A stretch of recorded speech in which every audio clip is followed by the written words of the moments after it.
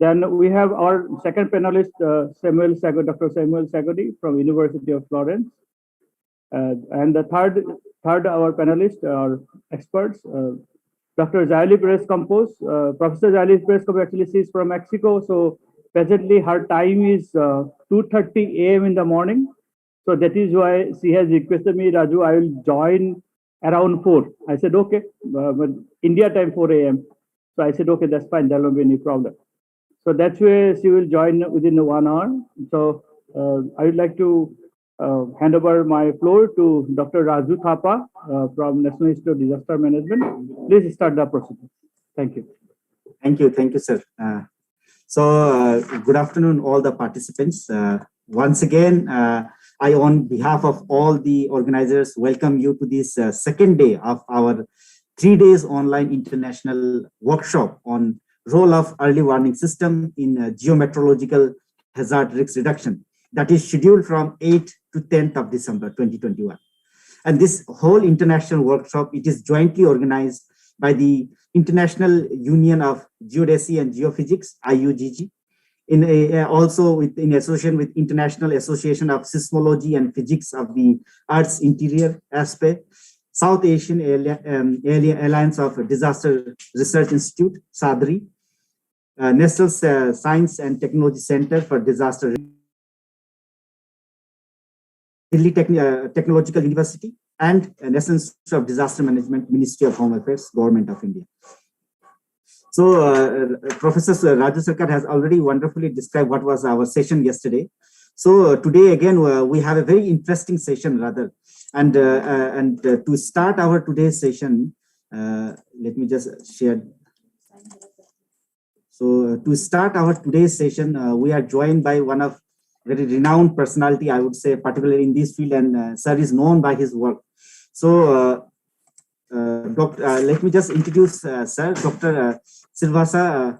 Sir is he has pursued his MTech from IIT Kanpur and a PhD from Indian Institute of Science, ISC, and served as an international research staff at UPC Barcelona Tech Span. And he's presently he's engaged in the Department of Civil Engineering, National Institute of Technology, Karnataka. Sir has authored 5 books that are now subscribed by worldwide university libraries, including MIT and Stanford, so which is a great achievement in itself. And he has published over 80 research papers, and he's also associate editors of 2 international journals and acted as a reviewer for many reputed international journals.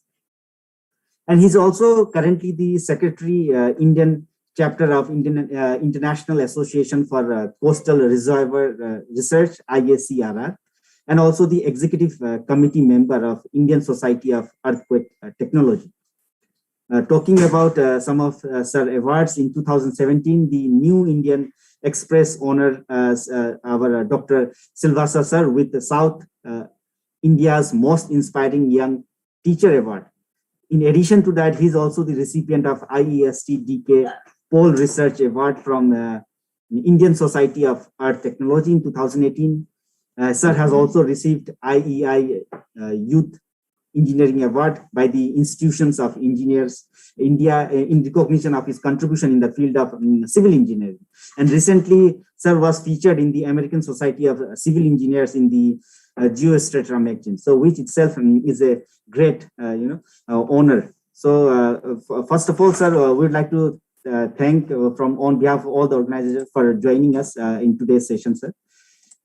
So I would like to pass on the stage to you, sir, and just for the information of participants, sir will be talking about geo hazards, prediction, early warning, and mitigation. The floor is all yours, sir. Over to you. Thank you very much. At the outset, I sincerely thank the organizers for giving me this opportunity. And special thanks to Dr. Raju Sarkar for personally contacting me and coordinating, and thanks to Dr. Raju Thapa and all other organizers for this opportunity. Is my voice audible and clear? Yes, it is clear. Yes, absolutely clear. Thank you. I am sharing my screen. If there is any issue like slides not moving forward or so, please let me know so that I can try to rectify that. Is my screen visible Yes, yes, in full screen mode? yes. Thank you. Thank you very much. Well, so I have chosen a topic: Geo Hazards, prediction, early warning, and mitigation. In fact, the organizers have chosen one of the best themes, especially very relevant in the current scenario, in view of the several disasters that is happening across the globe. And it necessitates the need for early warning systems and its effective use. Actually, we are in very, very initial stage in terms of early warning. So geo hazards, they are the geological processes that present a direct or indirect risk to people, such as earth hazards like earthquakes, volcanoes, tsunami, and shallow geo hazards like landslides, sinkholes. And also there are extended geo hazards like collapsible soils, compressible soils, etc., soil piping. So as a geotechnical engineer, so even any geotechnical failure can be a result of a geo hazard, actually, in fact. So this is the content of my presentation. Actually, I have listened to the yesterday's talks for some time, where the speakers have already covered the early warning systems in depth for landslides, as well as early warning system for earthquakes, the efforts in Canada, and by Dr. Adhikari on efforts in Nepal on landslide early warning systems. So they have already covered. So I am trying to shift my focus. I will not focus on too much on those aspects because it has been already covered. So I will a bit focus on the evaluation of earthquake hazard preparedness, and also some early warning, some brief overview and mitigation techniques of landslide towards landslide risk reduction. So we are all aware about the 17 Sustainable Development Goals, achieving for which the entire world is striving and putting their best efforts. And among that, SDG 9, which talks about industry, innovation, and infrastructure, and SDG 11, sustainable cities and communities. In both these areas, SDGs, actually, there is a lot of important role for us civil engineers, geotechnical engineers, and all engineers to play, because when we talk about an early warning system, it is an interdisciplinary team. I will be picking some of the extracts from some of my recently published book, like Civil Engineering for Disaster Risk Reduction, Preparing for Earthquakes, Lessons for India, published by Springer, and Earthquake Hazard Assessment, published by CRC Press, and some of the edited volumes like GeoCells, also Geo Hazard Mitigation. This was jointly edited by Dr. Adhikari and myself very recently. So we all know about several hazards, natural hazards, as well as man-made hazards. And in the Chengdu Declaration of Action by United Nations in 2011, they very effectively made a statement: there is no such thing as natural disasters. Natural hazards become disasters as a result of human and societal vulnerability and exposure, which can be addressed by decisive policies, actions, and active participation of several stakeholders. So disaster risk reduction is a no-regret investment. Actually, this is very important, because when we talk about an early warning system, the first comment or statement that comes is about its cost. So actually, recently, we are involved in several projects with the railways and Naval Academy, etc. So the first comment we get from public or the agencies, clients, is that, see, when the cost of the early warning system, regarding, say, if you want to deploy it at a single location itself, it is a high risk investment in terms of economic, but actually it is a no regret investment. That is a very important statement made at the Chengdu Declaration of Action, not only towards early warning system, any steps towards disaster risk reduction, it is a no regret investment, because it contributes to the prosperity of society so many in other ways also. Because we know when there is a disaster, actually post disaster response, India is very strong, and we are even reaching out to other countries for extending our helping hands. we have seen after every disaster, people come together, not just the forces, even the local people also come together and play their role. But before the disaster, how prepared we are? Can we bring this solidarity and spirit well before a disaster occur? There actually, we have conducted some surveys and studies. We have seen that even in cities like Delhi, and even among the highly educated people, that preparedness level is very poor actually. So we all know the risk is contributed by 4 elements: hazards, exposure, vulnerability, and location. So when we talk about disaster risk reduction, if we can take care of at least any of these things, if we can eradicate at least any of these 4 elements, we can reduce the risk. If we talk about earthquake, we cannot stop earthquake from happening. And location, maybe we can plan our important structures in low to moderate seismically active regions, like nuclear power plants can be located in southern peninsula if we see in Indian context. But countries like Japan don't have any option because their entire land is vulnerable to earthquake. So the next option is exposure and vulnerability. So now we are reducing our risk from COVID by wearing a mask. That is a way of reducing exposure from the COVID. And vulnerability, by boosting our immunity, we can reduce our vulnerability. Similar things can be done for the structures also, because when we talk about earthquakes, there is a popular saying, earthquakes don't kill people, but buildings do. So solution lies in buildings, not in earthquakes as such. So that is where our role comes into picture, especially in reducing these 2 factors, exposure and vulnerability. Because when we talk about development, we cannot exclude infrastructure from that. Infrastructure keeps coming up. And disaster happen when structure is not designed to withstand the earthquake. If an earthquake happens in a green land where there are no people and where there are no buildings, risk is actually nearly 0. But when we are exposed to hazard, we are under risk. Now, actually, I have intentionally put this picture. We know this is one of the wonders of the world, Leaning Tower of Pisa.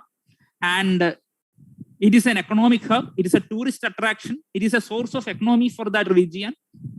Actually, it was a geotechnical blunder. That became a monument. And we all know it is leaning because of the differential settlement. And when they repaired it, they did not erect it completely vertically. They intentionally made some tilt. It is leaning by 3.99 degrees so that it is unique, leaning tower. So that is why people go and see that. And similar actually leaning happened to another structure. We all know Titanic ship, no? It sunk into the sea in 1912. Immediate next year in 1913, in Canada, the Transcona grain elevator, it tilted. So they have completely erected it actually. So this is another typical example from India, the Ratneshwar Mahadev temple in Varanasi, Manikarnika Ghat. It leans by 9 degrees. Some of the reports say that it was straight before 1860s and now it is leaning by 9 degrees. Anyway, Leaning Tower of Pisa, even though it is leaning, we don't see it as a disaster. Actually, it's a very beautiful monument. It is not a disaster. But same principle, if that happens to our house, where we are living in, that is no more a tourist attraction and it does not generate revenue, but it's a disaster for the house residents. It's a disaster. It's a geotechnical failure. So actually why I have put this, because it is not just earthquakes or landslides or tsunamis, but also collapsible soils, compressible soils, and any geotechnical failure is also a extended geo hazard, which we need to focus on. And collapses like this.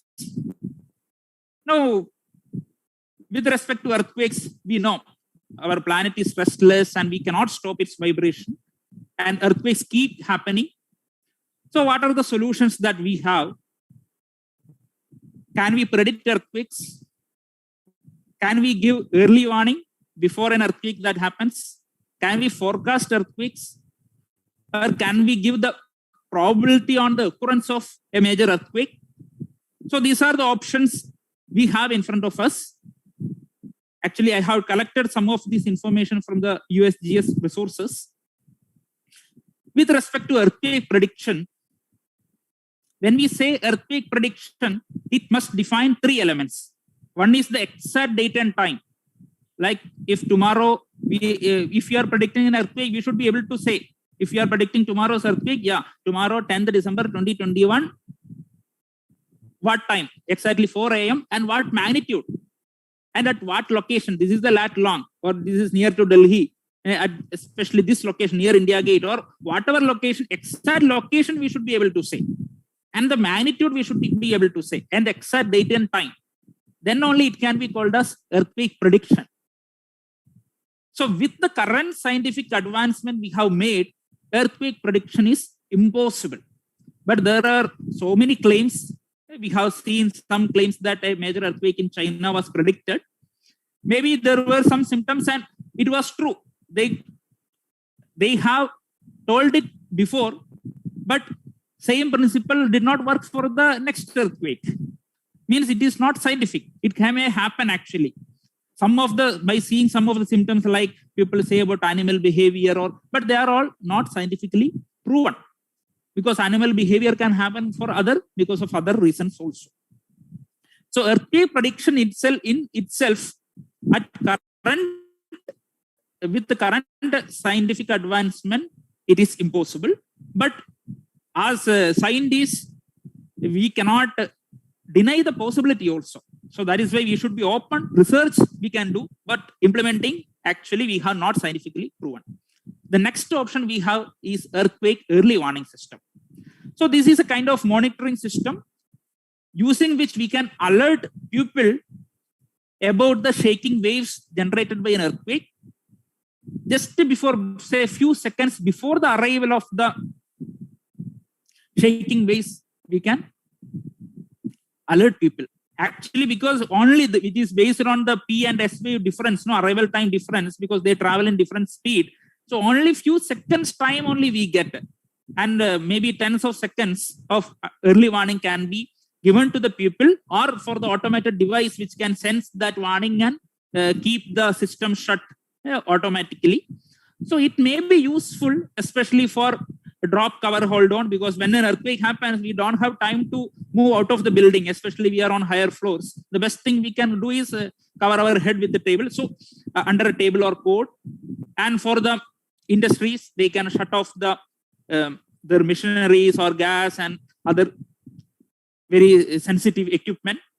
So this warning can help up to an extent, because it is only a short time span is available, but it may be useful, but it cannot eliminate the risk completely.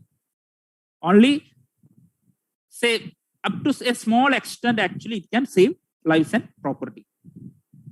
That is the contribution from earthquake early warning. Earthquake forecast. Because aftershocks usually follow a pattern. So based on that, a forecast of an aftershock for a specified time window, like, yeah, next to 1 month, yeah, this is going to happen. Like that, aftershock can be forecasted. That maybe even at a percentage, more than 3%, no? Something like that, we can actually predict that. And earthquake probabilities, like it is a long-term chance that an earthquake of this magnitude will happen at this location for a specified time period. Say in next 50 years, a major earthquake may happen. That is based on the annual return period of earthquakes, the rate of recurrence. So that is also based, like from the past, we are trying to make an assumption on the future occurrence of the earthquake. It is based on the return period of the earthquake, and also based on the amount of slip that has happened with the proper measurement. With that also, some kind of probability can be given for an occurrence of an earthquake. That is earthquake probabilities. So we have these 4 options. Earthquake prediction, that is ruled out at present scenario. We cannot do earthquake early warning system. There are a lot of efforts going on. Canada's efforts has been presented yesterday, and I am aware that IIT Roorkee is doing a project, a major project on earthquake early warning. Maybe there are other research groups also doing efforts towards earthquake early warning in India. And earthquake forecasts and probabilities, so many researchers are been working on that. So they have higher chance of success, earthquake forecast, probabilities, etc.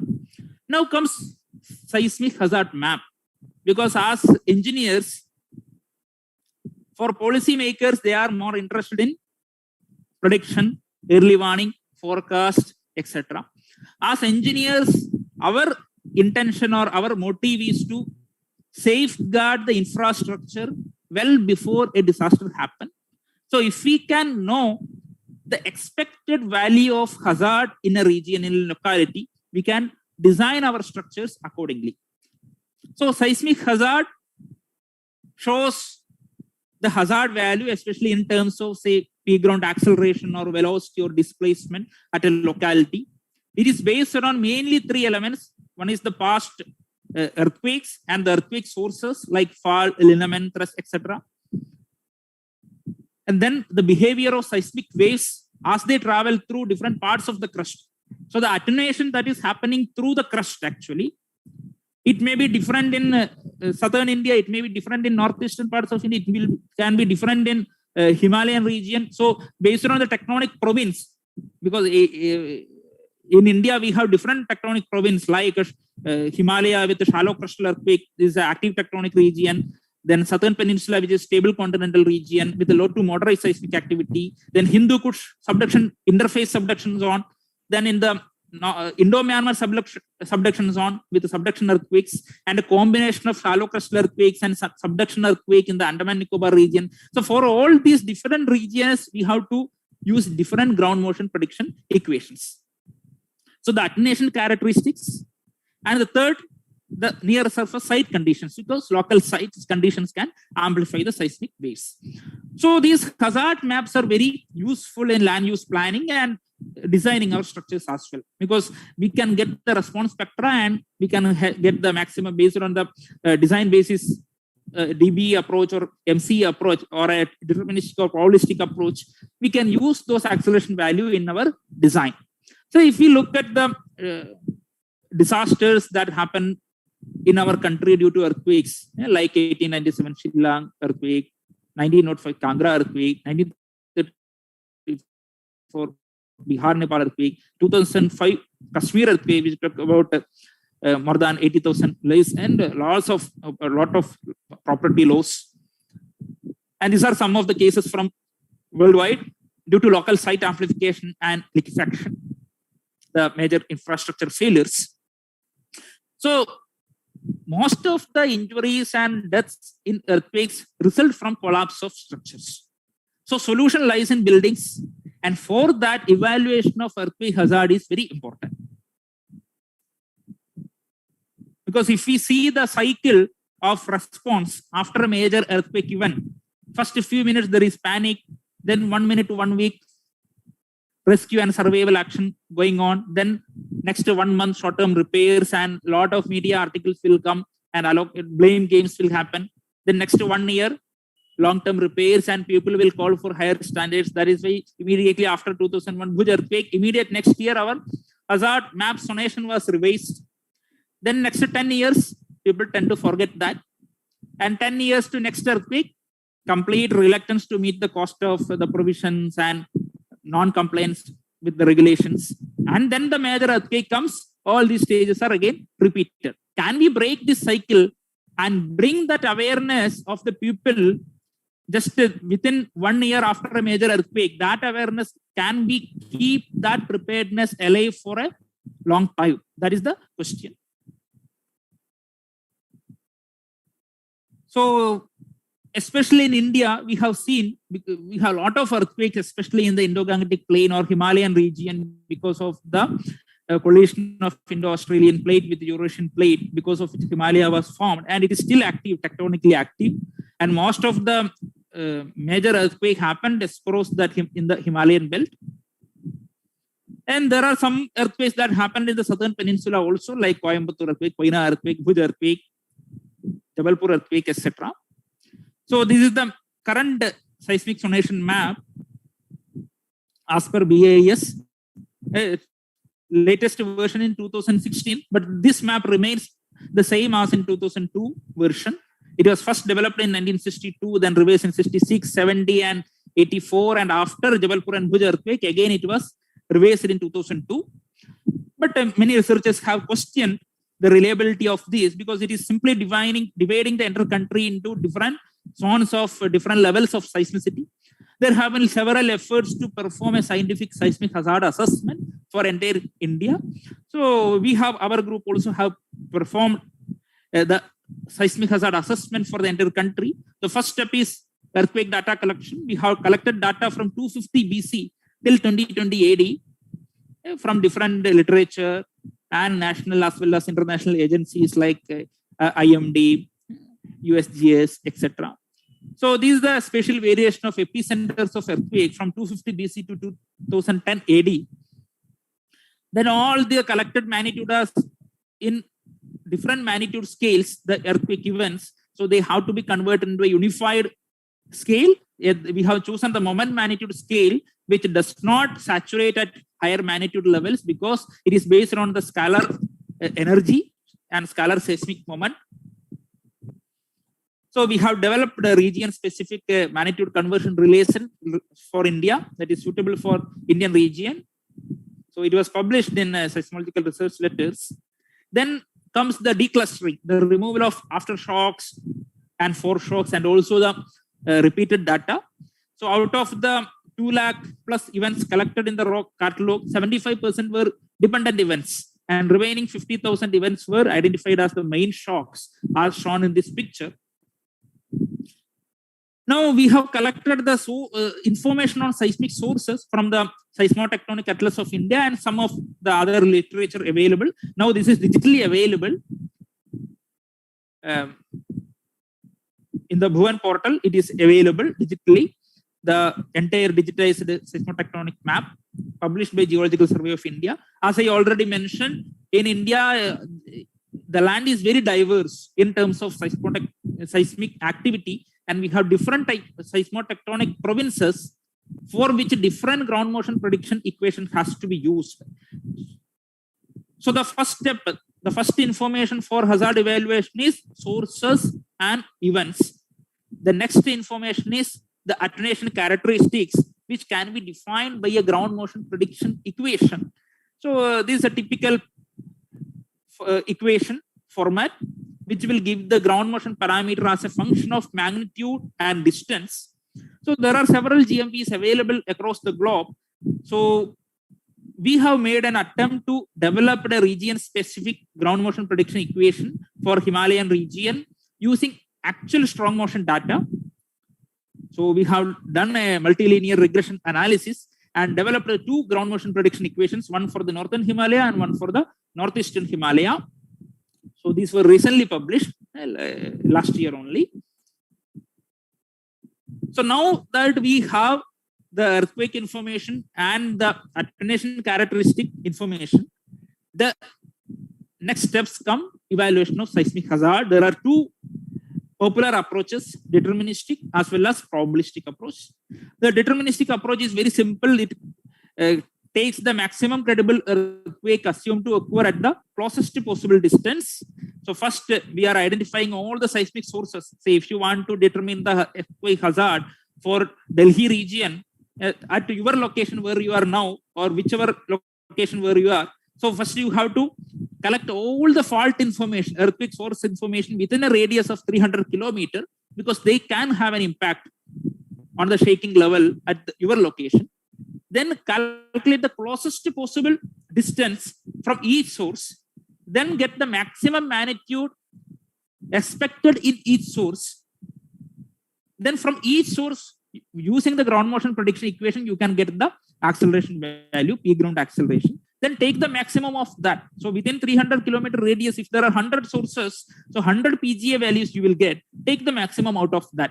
Very simple approach. The deterministic approach is very simple and straightforward.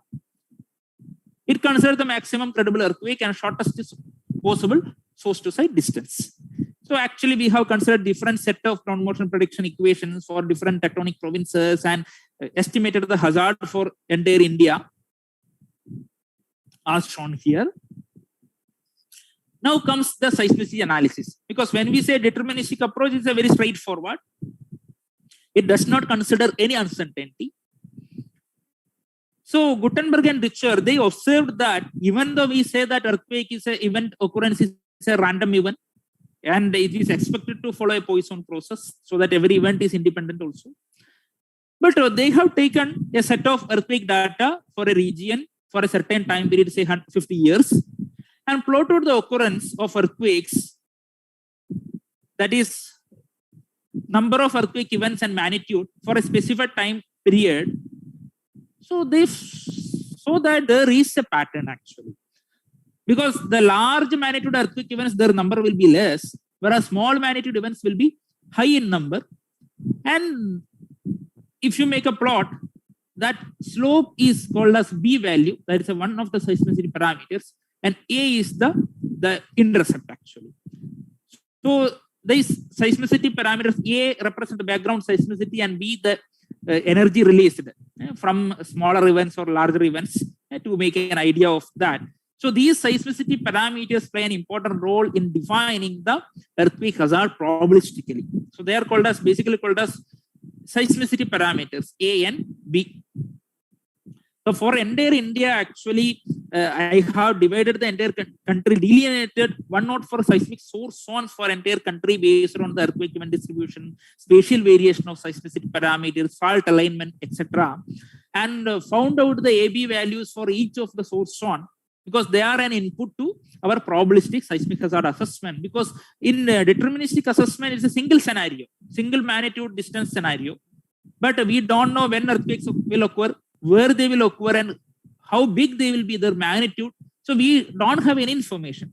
That is why we prefer to follow a probabilistic approach, considering all magnitude, all distance, and all effects. So uncertainty in location, size of the earthquake, frequency of earthquakes, etc. can be considered. The steps are: first, identification of the seismic sources, then estimating the seismicity parameters following the GR relation, then the attenuation characteristics, and probability of exceedance calculation. So with what level of confidence you need? Do you want a 90% confidence level, or is that enough? Or you want a 98% confidence level to say that, yeah, the acceleration, expected acceleration from earthquake will not exceed this value at this location.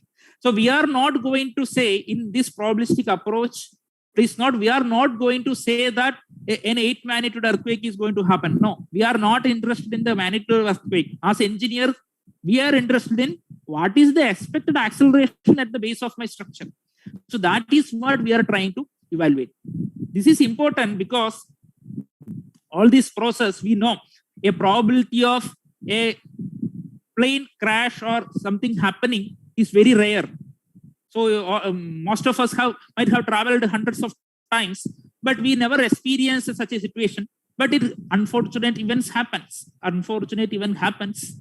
So that is why every time you board into the flight, you are given an instruction how to take out the oxygen mask. If it falls into a sea or water body, how to get evacuated, how to take your life jacket. That instruction is given every time. Even the probability of a major such catastrophic event is very less, we are given an alert. So that kind of preparedness we should have in terms of an earthquake also. And it does not take much also. If we understand the expected hazard level at a region, to take care of that, it does not cost much actually, if we are really sincere to do that. But practically how much we are doing, that is another question. So I don't want to get into the mathematics, but in a probabilistic approach, we are considering the uncertainty in distance, means all distance combination. In DSHE, it's the shortest source to site distance, but here we are dividing the entire fault into, say, 100 meter stretch, and from the center of every 100-meter element, we are calculating the distance to our site. So that is all distance element, all magnitude increments. We are not taking the highest magnitude, but 4 to 5. Then means 4 to 4.1, then 4.1 to 4.2, all magnitude combinations, all distance combination, and the uncertainty in the attenuation relation also incorporated in the probabilistic approach. So actually, we have done an attempt using 18 different models on source models, different approaches to MAX estimation and different ground motion prediction equations, and estimated the seismic hazard for entire India using a probabilistic approach. So this is the final result. We can see that in a probabilistic approach, mostly we are getting a lesser PGA value compared to what we got in a deterministic seismic hazard assessment. So that is second part. So two elements we have covered for earthquake hazard evaluation. One is the earthquake information and fault, then bringing the ground motion to the bedrock level, estimating the bedrock level acceleration based on the attenuation characteristics. Now comes bringing the hazard to the ground level, because site response is also very important. I understand I have only 10 more minutes. I will conclude in 10 minutes. So when we try to do the ground response analysis, we observe that most of the loose deposits, they tend to amplify the waves. So there are different approaches available to get the ground surface acceleration by multiplying with the amplification factor, then how to get the amplification factor based on the site classification. So there are different approximate approach we have also done for entire country. It is difficult to do a real site investigation. So we based on the satellite image, and we have taken the digital elevation model and based on topographic gradient as a proxy for site amplification. So we know that steep slopes means they will be having stiff soils, like in this, we can see the Western Ghats, Himalaya, etc. So with that, we have identified the site class and corresponding shear wave velocity and found the amplification factor and brought the surface hazard value into the surface level. Here we can see in the deterministic approach, the surface level PGA values are as high as 0.6, whereas at bedrock level, it was around at 0.4. So there is an amplification that is happening. Similarly for PSH also. So PSH actually for 75 years return period means 10% probability of exceedance in next 50 years. So if our building is designed for 50 years, with the 90% confidence level, we are saying that the hazard value in Bangalore will not exceed 0.13 in next 50 years. With a 90% confidence, you can say that. If you want 98% confidence, this hazard value at Bangalore from 0.13 will go to say 0.17 or 0.18. So that is depends on the confidence level that we want. So this is a case study that we have done for a power plant in Chittagong, Bangladesh. There the site data, SVT value, soil profile, soil bore log was available. So we have done a ground response analysis in a deep soil software and estimated the hazard value at ground level. Is another attempt where we have tried to, very recent study, right, to expose the population to the seismic hazard. So this is a 20 years data. All magnitude means you can see lot of earthquake events. Then greater than 4, number of earthquake events less. Greater than 5, further less. So there is an interesting trend actually on the occurrence of earthquakes, because large magnitude earthquake, their frequency is less. So that is the basic approach. Based on that, seismicity analysis suggested by Rich. So we are incorporating that into our probabilistic approach. So this is the seismotectonic map of the Delhi that we have prepared, and we have done a ranking of the GMPE based on the log likelihood approach. We have considered 10 GMPEs and chosen the best GMPE based on a ranking system and evaluated the peak ground acceleration and exposed the hazard to population, because daytime population and nighttime population, because daytime people will be in office. These days COVID has forced many people to work from home, but now again the things are changing. So it is also important, the building typology and population, daytime population, night population means mostly it will be focusing in the residential areas and children, old age, so employed, unemployed. So all these classifications we have done because they play an important role in evaluating the risk.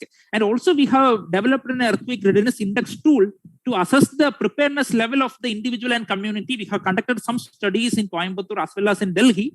There were some interesting observations, like employed people are prepared more at individual level, but at community level, students are more prepared. Similarly, at household level, ladies are more prepared.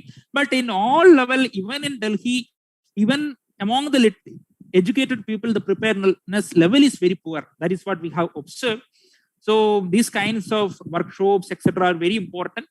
And once we have the earthquake hazard, then we can make our design safe. So So we can follow the IS codal provisions. So these are some of the traditional, without any of these kinds of scientific tools, some of the traditional structures have withstood the earthquake shaking, like Bungas in Kutch, Assam type houses, Koti Panal architecture of Uttarakhand, then Kashmir Gaji Devari system of buildings, then ancient vibration isolation technique using sandbox in Ramappa and Tausal Billar temple. They used the sandbox technique to screen the vibration. And anyway, that is all anciently people have done. That is based on their experience. And now with the research, actually, GeoGrid, this is a very actually kind of popular engineering intervention. This is a picture from 1992 Kobe line. And in 95, there was a major earthquake, as you know. After the earthquake, all the fragile buildings collapsed, but the retaining wall was stable and intact. It was because it was reinforced with the GeoGrid. It was a soil wall, actually, but it was reinforced with the GeoGrid. Now, this estimated hazard value, that is important input in the design of our structures like retaining wall, like this kind of retaining wall. What should be the additional measures we should take, actually? What should be the geo reinforcement we should give, so that we can do an analysis incorporating this. So there is a pseudostatic approach, very popular. So at ground level, that is being used. So that is considered the seismic coefficient.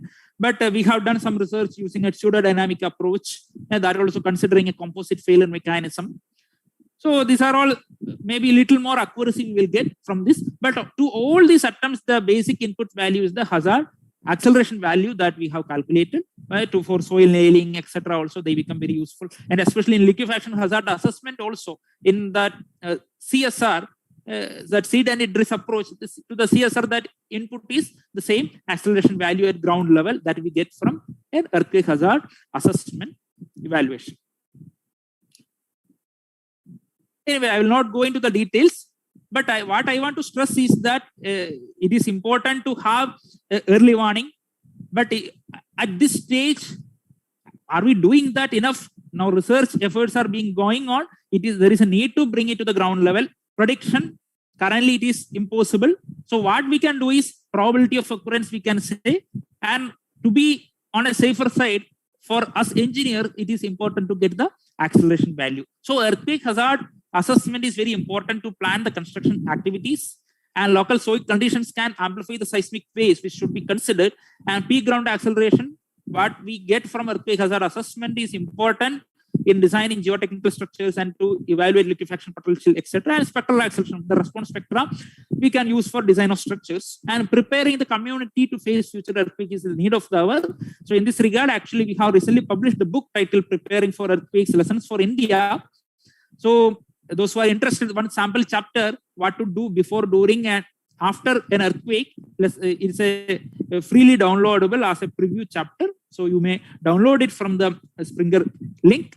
So briefly, actually, I have deleted many of the slides because all this has been already covered in yesterday's. Dr. Adhikari was very nicely explaining even how successful their system was once in saving 490 plus lives. So it was very interesting. So we have also been doing some of the efforts in that direction at minor level. We are doing, and we are also trying to implement it at field for some clients. So we are doing some experiments in the laboratory also. So it is all, the approach is same actually. Either there is one approach based on the excess pore pressure, rainfall threshold, or movement, surface movement. You can give the warning. A 3-stage warning system can be developed, and or based on our basic mechanics of shear failure of the soil, with that also early warning system can be developed, or just based on the surface movement. So he was talking about 30 centimeter crack widening, etc., to give a warning. So with the surface movement also we can give the warning system. Anyway, I am not going to cover that because already it has been explained very nicely. So I will just, in 2 minutes, I will just explain some of the efforts that we have done towards the mitigation of land collapse. So this is a scene from Kerala, Kavalappara landslide, in which 90 houses were buried under the mud. But you can see a vegetation cover in the center of that collapse site.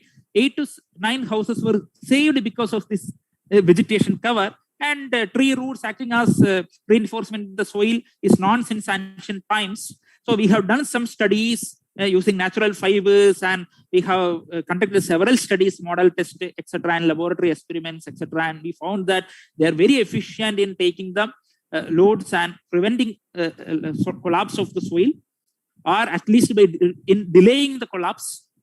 We have done some studies, and I have recently patented a geogrid made out of Arca leaf sheet. This was also experimented in the laboratory and was proven well to take the loads and enhance the engineering properties of the soil. So this is another technique, actually, GeoCell. It's a cellular confinement system. We have a lot of application in erosion control and earth retaining wall, etc., to retain the soil. So it is very successfully being followed, especially in developing countries and also in metro cities in India. But still, it is yet to become popular in tier 2 cities, etc., like Mangalore or other regions where I am staying. No, in state capitals also, it is not yet popular, but there is a need to make that popular because it is very cost effective. And I have also patented Arca leaf sheet as GeoCells, and experimented and evaluated its performance in the laboratory as well as in the field. And its mechanism is basically lateral support reaction and vertical stress distribution, because the failure surface is like this in an unreinforced soil. With the GeoCell reinforcement, it gets confined because of this lateral shear resistance, vertical dispersion, and membrane effect. And the bearing capacity gets increased 5 to 6 times. So I have also developed geocells from other materials like tire, jute, sisal, etc., and published a couple of papers in ASC journals, etc. And also we have experimented that in some of the sites also. This is another model test that we have done to prevent landslide under rainfall. We have done this experiment under dry condition as well as by replicating the rain using a shower arrangement. Then interesting observation was that when we are with the unreinforced case, it is failing suddenly. The failure is very sudden. But when we are reinforcing with the GeoCell, the failure is delayed actually. So it can take higher load without failure. And the natural GeoCell, when we are using under wet condition, it is performing much better than the commercially available GeoCell retaining system. So it was an interesting study, observation that we found. And this is another consultancy work where we suggested a similar system. It is in a Mumbai-Pune Expressway, and this is near National Highway NH66 near Mangaluru town, Nantur Junction, where I acted as a consultant, and I provided a solution like that, a combination of soil nailing, then geogrid reinforcement and GeoCell wall, along with bioengineering. Between on the face of the GeoCell wall is a hybrid solution, actually, combination of 3 and 4 techniques. And this is another collapse that happened due to very unplanned excavation. So where we have suggested a similar solution, a GeoCell retaining wall and Kyer mat and erosion control mat planned with the bioengineering. So there's another major work I am currently involved in Edinala Indian Naval Academy. Because of security constraints, I cannot show the pictures, but there is also very interesting. There we are planning some landslide monitoring activities also.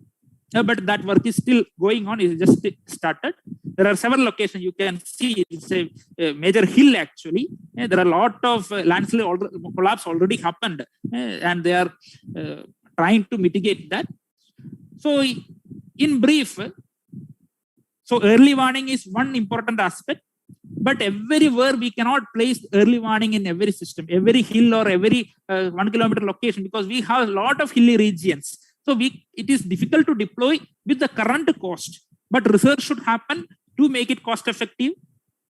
But the solution, many of us engineers, what we can promote the mitigation strategies like confinement systems or retaining systems, especially based on the nature-based solutions, or a simple innovation in the technique, that can also avoid blunders and can save lives. And ecosystem-based disaster risk reduction is the future. That is the future for sustainable development. With this, I will end my presentation. Thank you. Once again, thanks to all the participants for your kind and patient listening, and thanks to organizers. If there is any question, I will be happy to take. Thank you.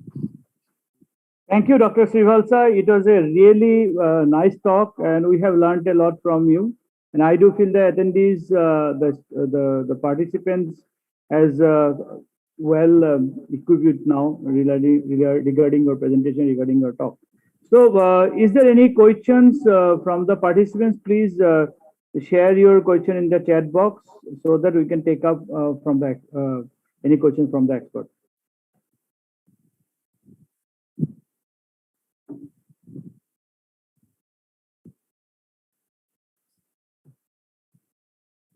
Okay, Dr. Srivalsa, since no questions is there, so I'd like to ask one question from my side. That I'm seeing that there are many works that you are parallelly working in, and I know you for a long time. So that's why I'm really happy to see a young researcher who are coming across in many phases, and you are doing a great job. So now that what I would like to share with you that I'm just working related with the places called West Bengal, Darjeeling, Himalaya. So there are some landslide activities that is we are trying to make it out. So when I visited last just 2 weeks back in the site, the field, so there are some societal problem are going on because what we're seeing that those landslides, landslides, I mean that you can say that materials are having from you cannot identify directly as a rock fall, or neither you can directly consider as a debris, or neither you can consider as a soil formation, because there are many things are coming up. So my question is that if I'm considering about the rock, because for the rock bolting also we need to have some system that you have already incorporated. I'm seeing that in your work it is mostly related with the soil. So how do you incorporate your technique in case of the places where rock, soil, all are together? Yes, sir. Very good question and observation. Actually, we have recently visited a Southwestern Railway. It is in Goa. There they have a 25-kilometer stretch section where in last year itself 6 collapse happened. So it is actually when we there are around 16 tunnels also, but it is all made by using a vertical cut wherever there is an open track. There we have observed that is mostly it varies. At one place they have a rock joints, and another place it is pure soil. Some place it is like a sandstone kind of formation. So it is vary from every 100 meter or 200 meter. The profile completely varies, and some place we don't know what is the overburden thickness also, because there is a rock and covered, and it is difficult. So I think we should do actually what we are trying to do is some mapping and some non-destructive testing to identify the joint orientation based on, because some kind of, if the joint is something like this, it may be very safe also. But if the so it's the other way, it may be very dangerous also. So it is little complex, but with the whatever knowledge we have currently, and maybe I am not very highly experienced, but I am trying to learn from. I am also consulting some other seniors also for this also. So from that, what I understood is that we have to currently exactly see what is the rock joints, what is the type of joints, then what is the overburden of the soil, because most of the time it is rock plus soil, and the technique has to be suggested accordingly. So then we can do a stability analysis whether it is safe or not, especially the joint orientation will tell that. And if can we do a rock bolting? So there are certain locations where we can go for rock bolting. There are some locations where a fall is expected, we can go for a rock netting. And there are some places where that is not sufficient, then we may go for a gabion based retaining structure or so. So I think, as you rightly said, it will vary from site to site, and it is very without one, what is applicable in one site cannot be applied to the other site. Sometimes a combination of different 2 to 3 techniques may need to be employed. True. Thank you. Actually, you know, Dr. Srivalsa, that when we go to the society, when we go to the villages, the village head as well as that the person who are there, I mean the people, that they have lots of expectation from us. Yes. It is the biggest thing, that and expectation, because they used to say many things to the governments, many things to the authorities, policymakers. Since once they come to know that we are from some research point of view, or we are busy, or we are associated with some research institute or universities, they think that yes, we are the ground root people, we can do something to them. So that is why in the initial stage, just 2 weeks back, then when I had a talk with when I visited the site along with the village head as well as some upcoming young I mean, citizens. So, but they have said their own way of work. Then I try to tell them about vetiver grass and whatever you have showed it in your slide also. I'm happy to see that you have already joined that is the called soil nailing, then vetiver grass, that gaben all together.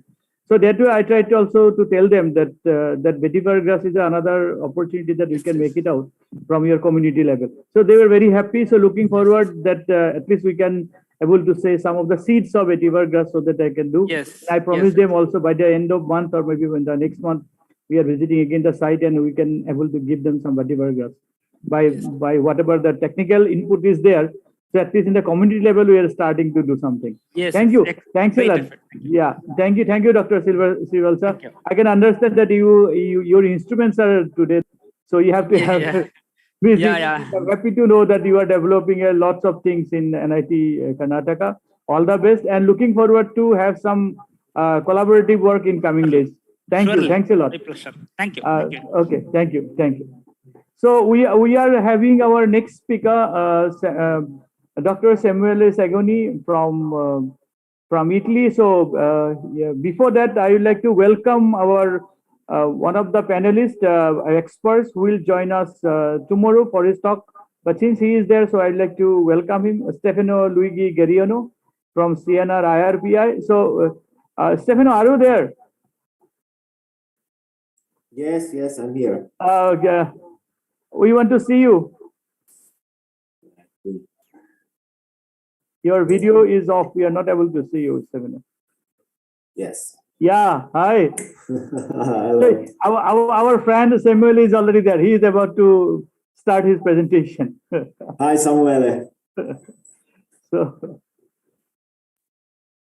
So now I would like to hand over our stage to our friend Dr. Raju Thapa from National Institute of Disaster Management.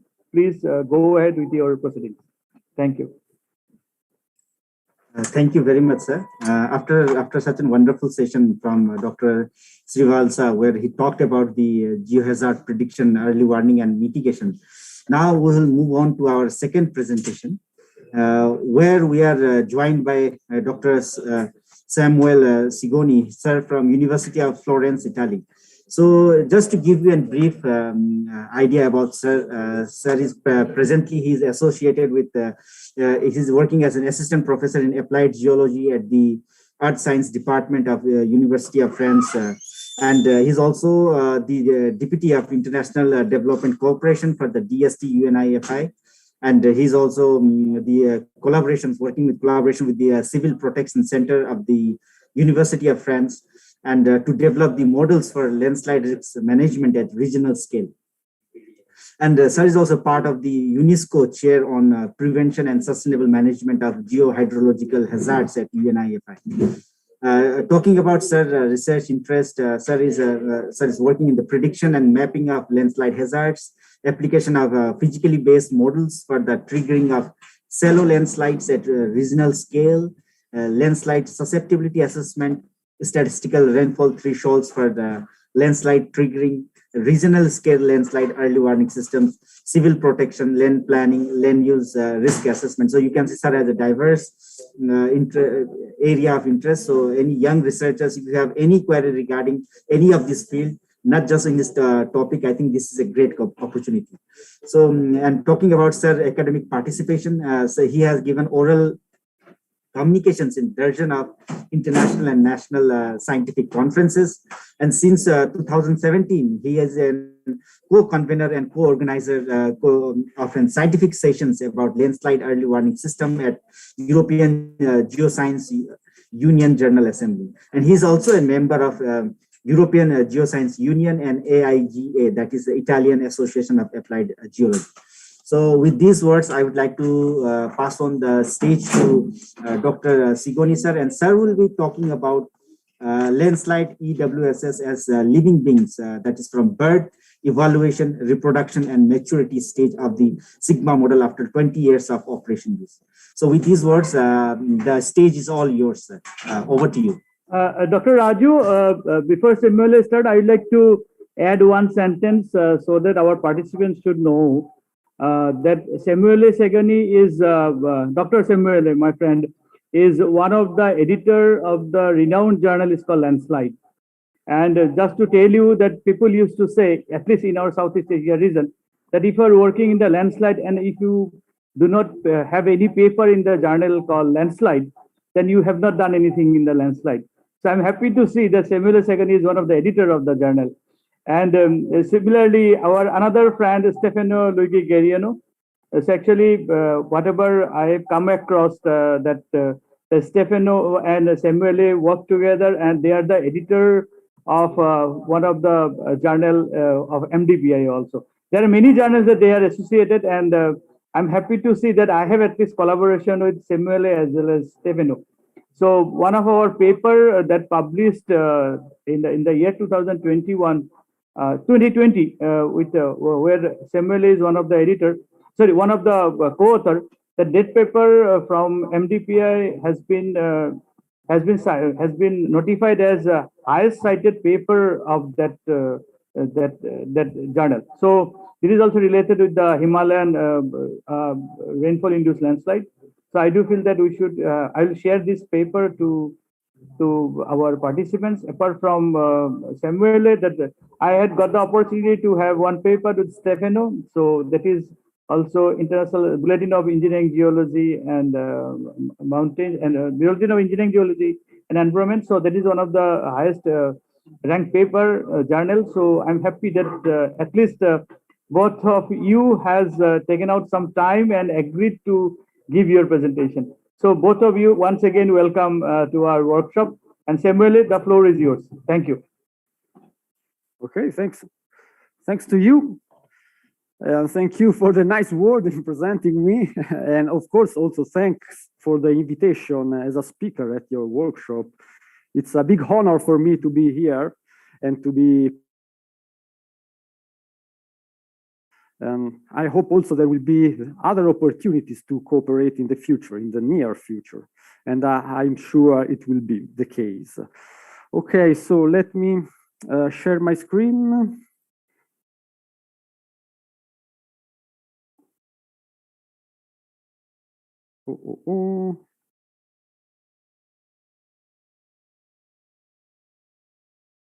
I don't find the button to share my screen. It is in the share screen. Okay. Here we go. Just a moment. Yeah, we are able to see your screen. Yes. Yeah, okay. Thank you for the feedback. And so, sorry. Yeah, okay. Sorry for the inconvenience. So today, I don't want to teach anything because I will talk about a specific landslide early warning system. And landslide early warning system, I think, are very site-specific.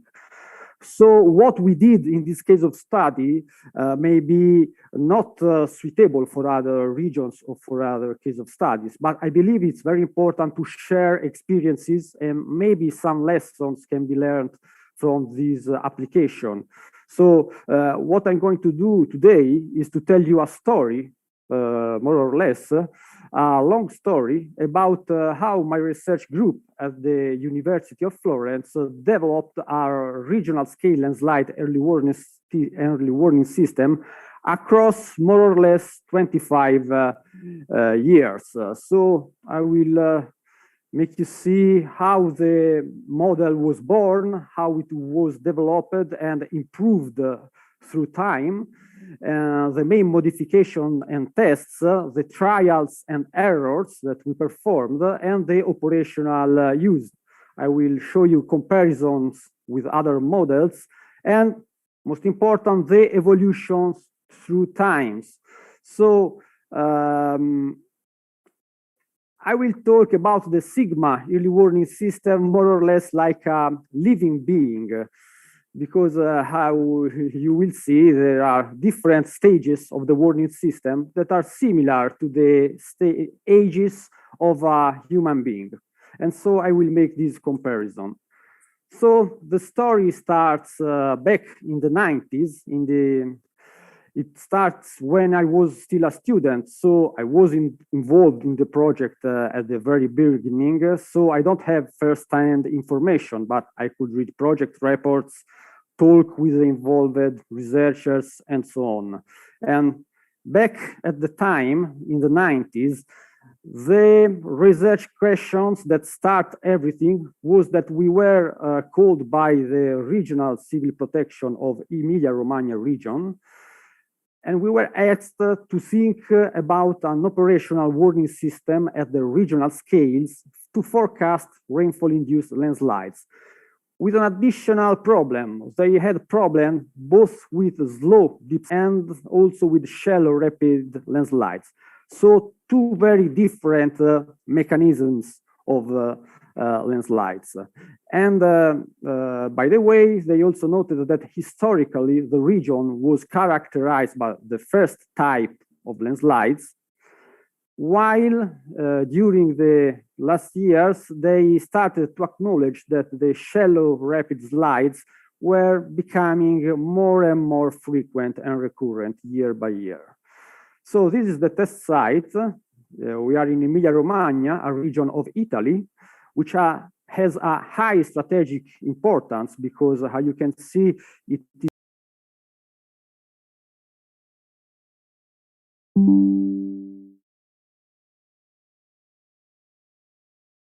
monthly means recorded by different in the area. You can see that the measures are very different from area to area, but they all share the same pattern. We can see that all of them have a dry period during summer and a wet season, a wet peak during autumn, and a second peak during the spring. In my experience, when you think about a landslide early warning system, technical constraints are as important as the physical feature of the area. And the technical constraints in these test sites, especially at the start, were very, very heavy, because at the very beginning, we didn't have information about dated landslides. And as you can imagine, that was very difficult. It was very difficult to conceive an early warning system without this information. Luckily, we had a good rainfall data with very long time series, and the Civil Protection Agency asked for different levels of warning delivered to mayors. So they wanted different levels of warnings, not just landslide yes, landslide no. And so the basic, very wise idea that was implemented at the beginning was that the regional agency of civil protection didn't say, okay, let's just start a research program for 1 year, 2 year, 5 year, okay, how is this?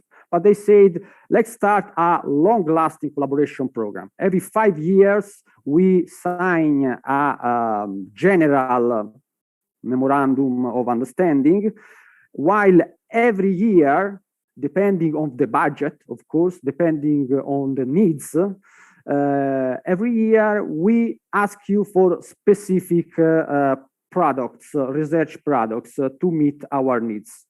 Okay, and so this is a very flexible approach that allowed to perform a research program that lasted for 25 years, more or less, with step by step, at the beginning, very little steps, but with times, with the years, they produced very relevant results. Okay, so there is a quantitative validation of the products, a comparison with original or alternate versions of the model, and so if the progresses are good, early warning system is implemented, of course. And so this is a very wise idea for the responsible of the research back at the time, because it allowed to progress very with little steps, but very steadily.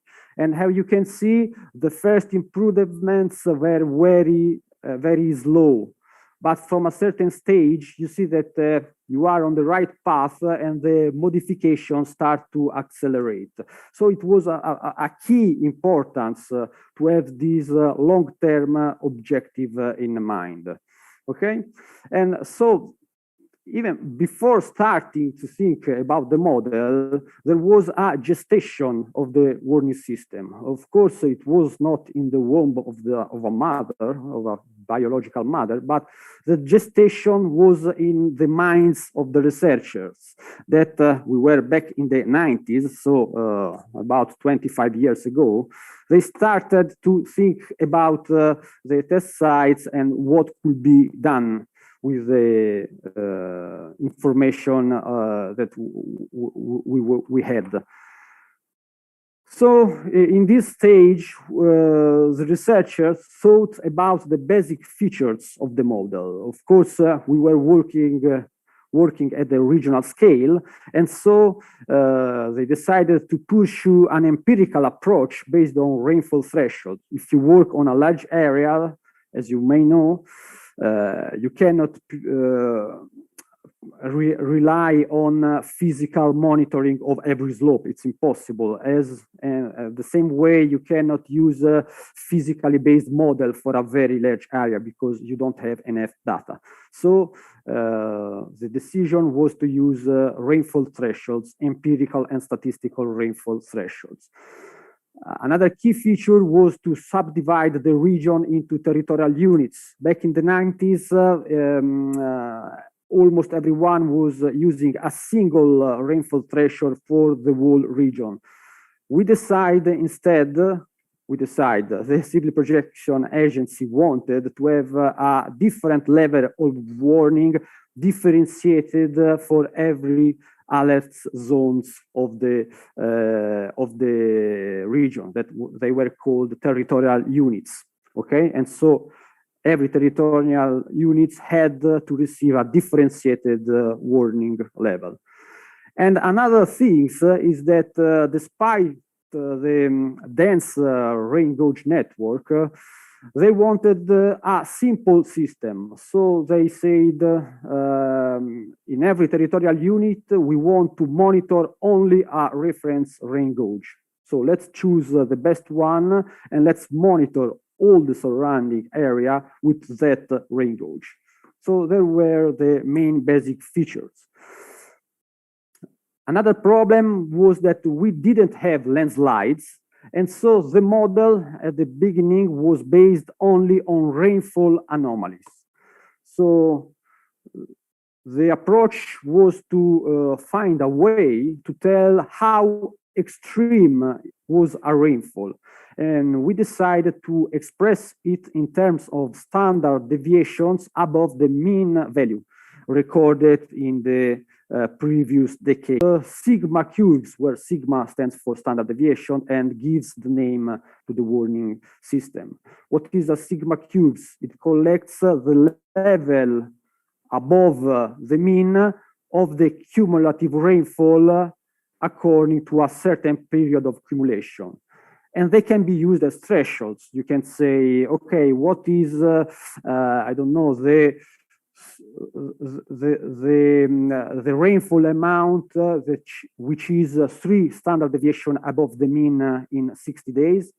You enter here, you go to the purple curves, and you see that in 60 days it's about, I don't know, 58 millimeters, okay, and so on. So you can use those curves as thresholds.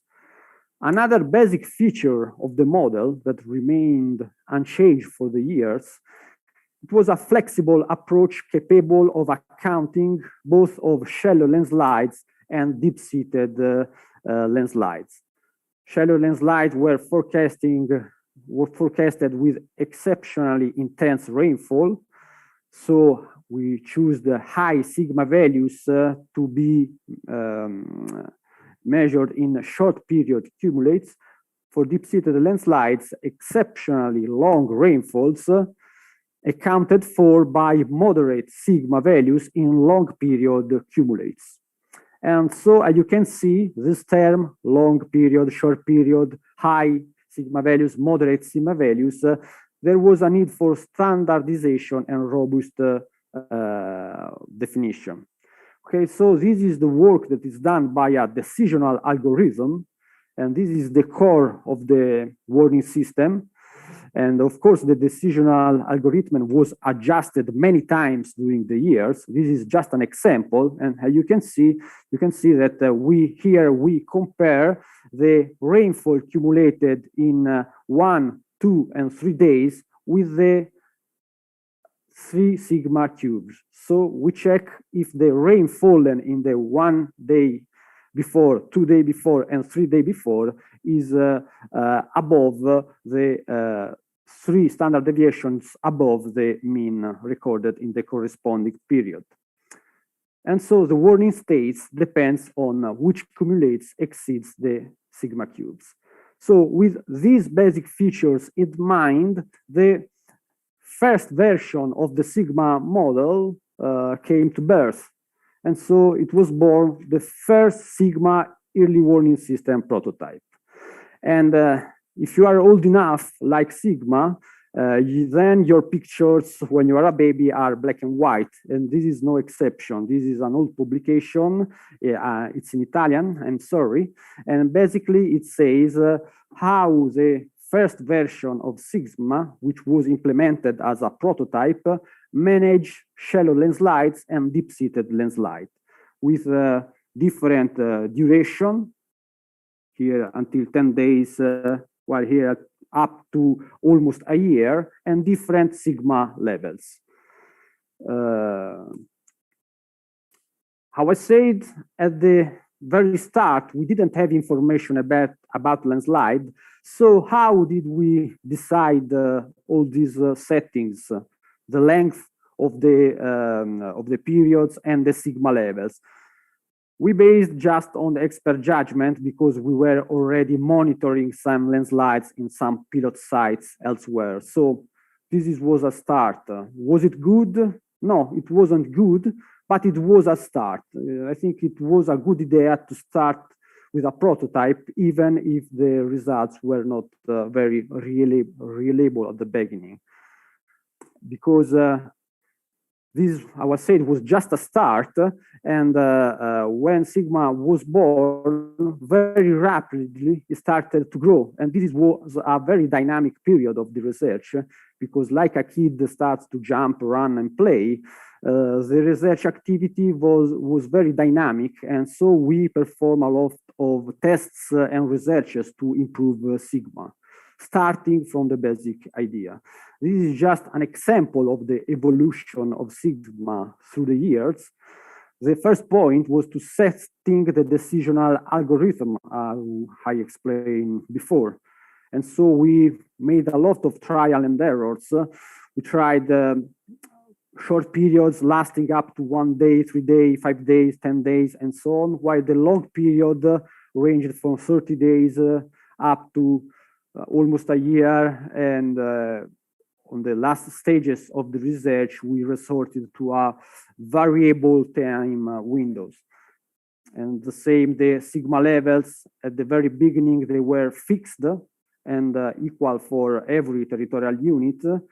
Then we started to customize them. And how we were able to perform all these modifications in a consistent way. The big turning point, of course, was when after almost 10 years, we started to have landslides. Okay, about in 2004, the region started to collect information about landslides. We told them, please, for our work, it is very important that you note with great accuracy the time of occurrence of the landslides.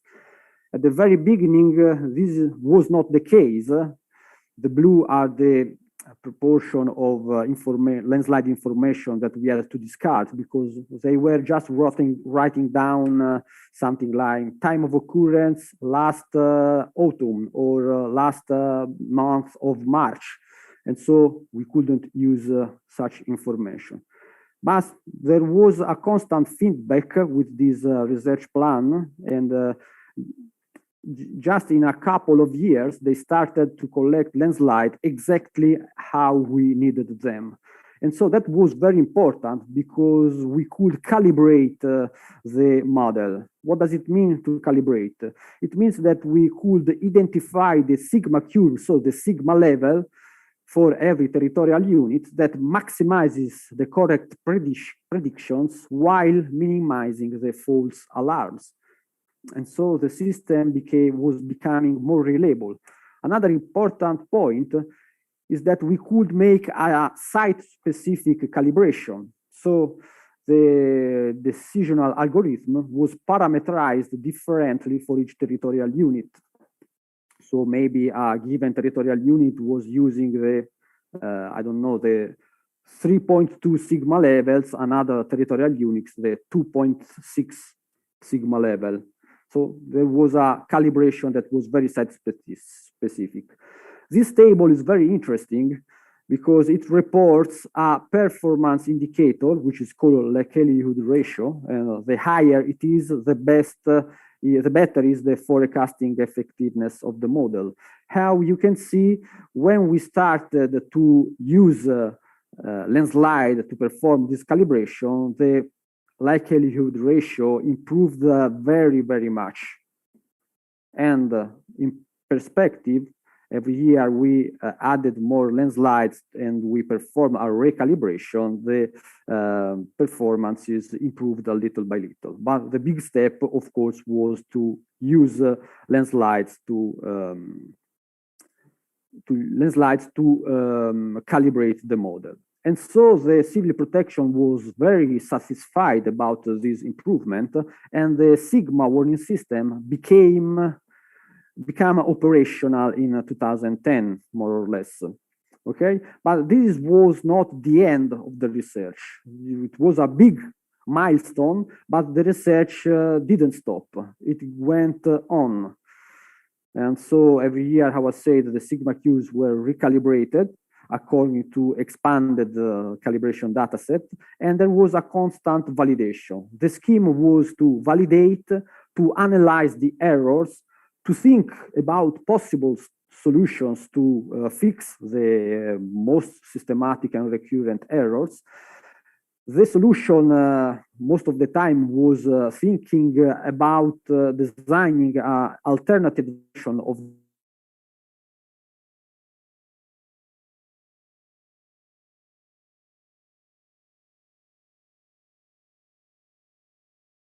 version into an early warning system. So just an example, one year we saw that most of the errors in some territorial units were caused by problems of snow accumulation and snow melting. And this is something that was not accounted for by the model. So the civil protection asked us, why don't you design a module that can account also for this? So this is what we developed.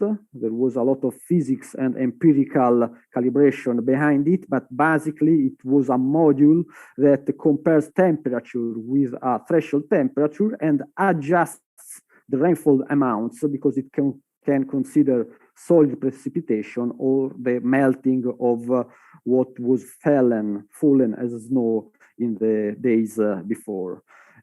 Performance was quite good, not so important, but however, it was a first step forward. And it was implemented a prototype version that then after some years was discarded, okay?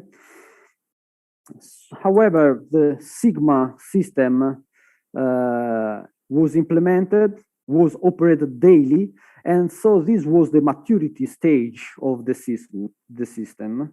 And it was characterized by a constant struggle to optimize it further and to reduce errors further year by year by thinking about big or small modification.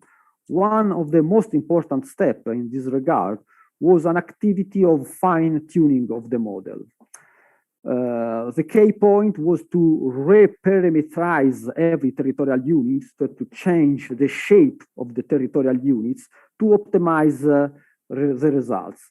What we did, we tested all possible rain gauges. How I told you in advance, we were using a reference rain gauge for every alert territorial unit, and we checked all the possible rain gauge to see which was the best one. And we also reconsider some boundaries of the alert, the territorial units, and sometimes territorial units were split. This is just an example, the former territorial unit number 5. After many attempts, we empirically saw that the best configuration possible was to split it into 2 different territorial units and to use those 2 rain gauges and not others that were in the area. As you can see, the missed landslide are still a relevant number, but this is why this is one of the territorial units that were affected by problems of snow melt and snow accumulation, how I explained before. So the consequence of this fine-tuning was to pass from a configuration of 19 territorial units to a configuration based on 25 territorial units.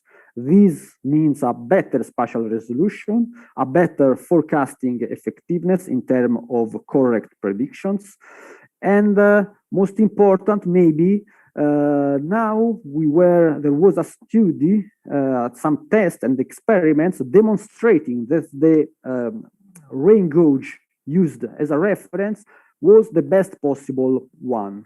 And this was very important because it increased the confidence of the operators, the civil protection operators, when they had to operate daily with the warning system.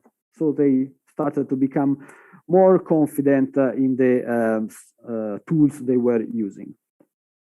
Of course, we also had many experiments that failed. This is an example. One year, they asked us to provide a warning model that could forecast more or less the number of landslides. So let's call it risk scenario. And we tried a complicated method of weights and counterweights of different partitions of the territorial units. We tried to forecast the range and the number of landslides, but it didn't work very well. The results were very, very poor. And so, of course, it was not implemented. This is maybe explained this can be explained with the difference between hazard and disaster. That was something that was explained very nicely by Dr. Sribiza, who talked before me. So this is something that we could not do. Another interesting point was when they asked us to improve the spatial resolution of the early warning system. They asked us, is it possible to know where a landslide will occur more or less exactly in the precise spot where it will occur? This is something that rainfall thresholds cannot do because they are good for temporal forecasting, but they have a very coarse spatial resolution. You can use them to warn a generic alert zone, but you cannot pinpoint the location of landslides. But in this regard, susceptibility maps are just a complementary instrument because they don't have temporal information, but they may have a very good spatial precision, and so they can be used for spatial forecasting. So we try to combine the both approach in this dynamic hazard matrix, and we conceived a multi-tier approach that could be used to forecast the occurrence of landslides in big alert zones into smaller territorial units at the municipality level and last higher at the pixel level. The result was that we were too ambitious and it was never implemented. But with this system, it's impossible to get to this level of detail. In my opinion, if you want this level of detail, you have to work with physically based models. However, we learned some lessons, and now we also are following this line of research in other projects. And if we stop at the municipality level, this is a good approach, in my opinion, to combine thresholds and susceptibility. And we are implementing this at the national scale in the whole Italy, but not up to the pixel level, just at the municipality level. Last experiment that, in my opinion, it's very interesting from a scientific point of view that I want to show you is the use of soil moisture information. The basic idea was that sigma uses long period rainfall cumulates, okay? So why? Because they account for the complex hydrological characteristics of the slopes. But if you think about it, you use rainfall as a proxy for soil moisture. So the idea was, why don't we use directly the soil moisture? And so that was what we was trying to do. 1 year we took the soil moisture values modeled with a physically based model called Topkapi. And we designed a very complex decisional algorithm that combines basically for the short-term periods, the rainfall anomalies, basically like the standard sigma model, while the modification was on the long-term period, where instead of long period rainfall cumulates, we used anomalies in the soil moisture. In my opinion, the results were very, very good. As you can see, if you compare the sigma incorporating soil moisture, sigma U, with the traditional sigma model, we have a reduction of false alarms, a reduction of missed alarms, and an improvement of correct predictions. So in my opinion, it was very surprising when the civil protection decided not to go on with this research line. Maybe it was too complex, and another point is that for an immediate, for technical problems, an immediate implementation was possible only in almost half of the region, not all in the region. So it was too complex also from a technical point of view, and so the project was discarded. But I still believe that is a very interesting point to use information about soil moisture or similar products and to mix them with rainfall thresholds. So going on in the sigma story, as I am comparing my early warning system with a living being, the development of life is driven by constant competition among species. And so this is something that happened also for sigma. So we made a comparison with other models, especially about 10 years ago, 10 years ago, every Italian region was starting to implement its own early warning system. Most of them, they were based on intensity duration threshold. So the civil protection of Emilia-Romagna said, why we are using the sigma model instead of intensity duration thresholds? So we were also developing at the time another intensity duration model, Macumba model, for another region of Italy, Tuscany. So we said, no problem, just make a comparison and let's see which is better. This was also interesting because in our department, there were two different research groups working on the two models. And so it was also a fight a match among both of the teams to see which was developing the best product. Actually, I was working in both of them, so in any case, I would effectiveness. So it was a draw, basically. And this was good news for the research teams, because that meant that, of course, a test site very susceptible to landslides with a climatic monsoon, and the characteristic of the amelioration was needed before setting an early warning system. And so I said, well, rapid and deep-seated landslide, we work with a very strong seasonality. We have only daily temporal resolution instrument, while I'm convinced that to operate high intensity duration and ED thresholds, you need at least hourly time steps in your rainfall measurement, rainfall recordings. Okay, why and ID models? Yes, if you have a closer threshold, which in our case is developed with the Macumba model that we have an ID thresholds, but there is a turn-off button and another threshold based on antecedent rainfall that turns the system on or off depending on the rainfall and before, during the event. This seems quite promising because sigma problem seems that it can be, I don't say fixed, but reduced by the use of this system based on 3 rainfall parameters. And so the consequence was that this version was implemented and used operationally. Here you can see a screenshot of the system that is run daily by the regional civil protection personnel. And of course, you can also click on the rain gauge to see the situation of the rainfall cumulates compared to the threshold levels. And so this is the end of the story. Not really how I told you before.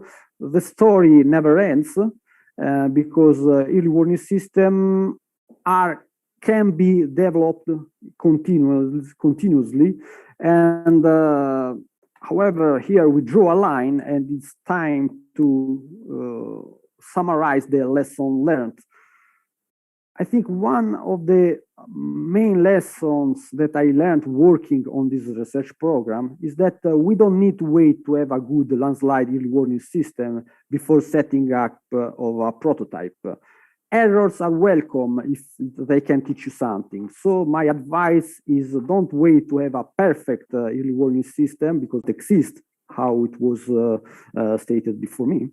And so just start, and then it's everything work in progress. Early warning system can be upgraded with time. In this regard, there is a very big importance of quantitative validation, and I have learned that the toughest validation is the comparison with alternate models or alternate versions of the same models. So the competition with other methodologies to see which is the best one, the one that performs better. And this is possible, at least in our case, it was possible because of this very long-term and close collaboration between academia sector, so the research and the end users, because these are two worlds speaking very different languages, and there is need of a close cooperation and a long-term cooperation to get to good and reliable results. That, how I said, maybe they come only after some years, not immediately. 1 year, 2 years, and it's very complicated to provide a good research product in such a short time. So I finished. Here you can have, my talk is based on, If you want, I can share with you the PDF of the presentation. Otherwise, feel free to additional details, and here you can have my email if you want to contact me later. Okay, I think it's enough, and I am open to question if any from the audience. Hi, Samuele, thank you very much. It was a really nice talk. So I have received one question from one of the participants, and I'd like to take up that question for you. Yeah, sure. In fact, you can check in the chat box. Please see it. It's Aman Power. He has written the question. If you can, please read it and answer it accordingly.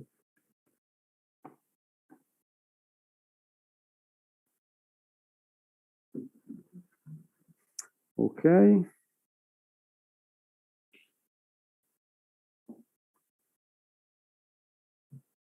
It is in the chat box.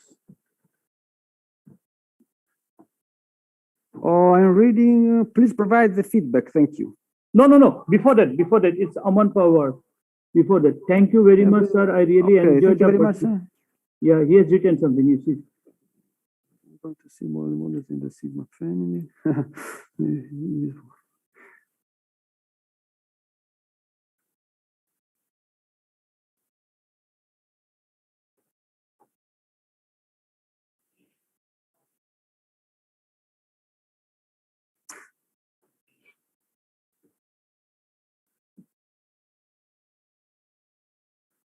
Okay, yeah, very nice. Very nice question. In my opinion, at this stage of the research, the international literature, there are many possible road ahead. So the research can move on a very different direction. From any point of view, there is a very consistent improvement of the technical product. So I don't know, maybe the use of rain gauge can be accompanied by also using radars, ground-based or satellite radars. If we talk about radars, there are other products, not only rainfall, maybe also soil moisture. So I think the future between across fertilization. And so, in my opinion, it's very promising to work with soil moisture and to hydrometeorological parameters. This is very important. While another promising point, in my point of view, is the mixing with susceptibility maps. I'm very convinced, how I said before, spatial resolution by mixing together rainfall thresholds and susceptibility maps. Where rainfall thresholds, it doesn't mean the Sigma model, any other rainfall threshold based model. And so again, the future is, in my opinion, a cross fertilization of different fields of the research. And coming to the India, yeah, of course, this is not easy to answer because how I hope stands out from my presentation, everything depends very much on the features of the area. And I mean both the physical features and the technical features of the Italy. He has given talk on landslide early warning system. So now your talk, which is related with Mexican seismic early warning system. So Johann Schroeder has joined, and he has said about our Commission Education Outreach. Once again, I'd like to share with you that presently I am chairing the Commission Education Outreach of YASPE, and Zali Perez Campos is the co-chair of Commission Education Outreach of YASPE. So once again, my good friend, the head of the National Seismological Service of Mexico, dealing with the rapid response to significant earthquakes, informing authorities and the public, participating in town halls at the Mexican Congress, and enthusiastically participating in a variety of outreach activities in Mexico. Just to share it, and she used to call, I mean, the local people or the society or the community used to call her as a omen of earthquake. So that is why I'd like to welcome Zali for this workshop. And thank you, Zali, for agreeing for the talk. And I'm Just giving the floor to you. Here at the coast of these states called Jalisco and Michoacan. And then the most recent one that is not plotted here, but it was an Islab earthquake at magnitude 8.2 here at the Gulf of Tehuantepec. So as you can see, we have a large number of earthquakes with magnitude 6.5 and above that produce strong shakies, mainly here at the coast, but also in Mexico City, that is here at the center of our country. In 1981, this work by Krishna Singh and collaborators noticed the frequency of the earthquakes along the coast. In the x-axis, you have longitude, and then on the y-axis, you have the year. And then each of these dots corresponds to an earthquake happening along the coast at the Mesoamerican Trench. And they happen due to the subduction of the Rivera Plate on the west and the Cocos Plate on the right. And then they noticed these segments where they didn't have any earthquake for a long time, and they called them seismic gaps. So this came out in 1981. This is central and southern Mexico in the map, and then the same plot that you just saw put over it, so you can have a better geographical reference. And then what happened after 1981 is that some of these gaps that were already identified start filling up. And then the first one to fill up was this one in Michoacan. So Michoacan is this state at the coast of the Pacific, and an earthquake of magnitude 8 hit this region. This event was very important for Mexico since it first seismically, it covered this seismic gap. It had a length of 200 kilometers. The magnitude was 8, and this was the intensity maps. The intensity map of this earthquake. So here's the epicenter, and as you can see at the epicenter, the intensity reached a level of 9. It started fading away, but then you can see this yellow dot in the center of Mexico, and that corresponds to Mexico City, where it also reached an intensity of 9. So why this happened, being so far away, almost 450 kilometers away, why you have an intensity so high? So Mexico City is located in the Trans-Mexican Volcanic Belt, this physiographic feature that that crosses central Mexico. It's a volcanic arc. That is the result of the subduction of the Cocos Plate and the Cocos Plate here and the Rivera Plate here. In the center of this volcanic belt, there were several lakes. The city looks like this in the 15th, 16th century when the Spanish arrived to Mexico. And then they start filling all these lakes to build the city. So this is, I don't think this is how it looks anymore. I think this is a pre-picture. We are so polluted and it looks a little bit different, but it's still a very nice city. But there's no more lake. That's the point. And the city is basically built over the sediments of the lake. So you can imagine that this has a very strong side effect. So the city has been divided in 3 geotechnical zones and seismic zones. The one on dark gray is called the hill zone, and actually it's on the hills. Very strong basement. And then the light gray is the lake, and you can see the shape of the Asian lakes, and that they don't exist anymore. All these lines, the gray lines, are main avenues and streets. Then you can see these yellow lines are the subway system. And then between the lake zone and the hill zone, there's another region called the transition zone that it's still some sediments, but not as thick as in the lake zone. So what happened in 85, in the earthquake of 1985, is what you see on the right. These are two accelerogram records. The CUIP is a station located here at the hill zone at the National Autonomous University. And then the record on the top, it corresponds to this station called SCT in a station located at the lake zone. And you can see the difference both in the amplitude of the record and also in the duration of the record. The distance from the epicenter is about 400 kilometers, as you can see. So this amplification from this hillside to this lake zone is about 20 times on the shaking.